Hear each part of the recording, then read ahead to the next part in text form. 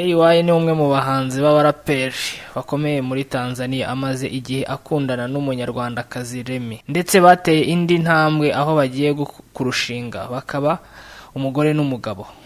Ku ikubitiro imihango yo gusaba no gukwa ikazabera i Nyamata. AY amazina ye nyakuri ni Abwene Allen Yesaya, amaze imyaka 8 akundana na Remy.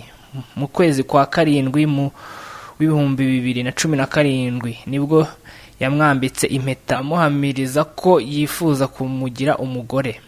Mu minsi yashize ku itariki ya 7 z'ukwezi kwa mbere 2018 abakobwa b'inshuti za Remy bacaga amarenga ku bukwe bwe bwegereje bamukorera ibirori bya bridal shower. Kuri ubu hasohotse ubutumire bugaragaza ko umuryango wa AY uzasabira Remy i Nyamata ku itariki ya 10 z'ukwezi kwa kabiri 2018, naho ubukwe bwe nyirizina buzabera mu mujyi wa Dar es Salaam, ari naho AY asanzwe atuye. Ubukwe buzaba ku itariki ya 24 z'ukwezi kwa kabiri 2018 nk'uko ubutumire bubigaragaza. AY akunze kugaragaza cyane urukundo akunda uyu mukobwa Remy ku mbuga nkoranyambaga, cyane kuri Instagram, anavuga ko yabonye Remy bitamworoheye kuko yashakaga umukobwa usa n'umuririmbyi afana cyane witwa Sade wo mu Bwongereza, none inzozi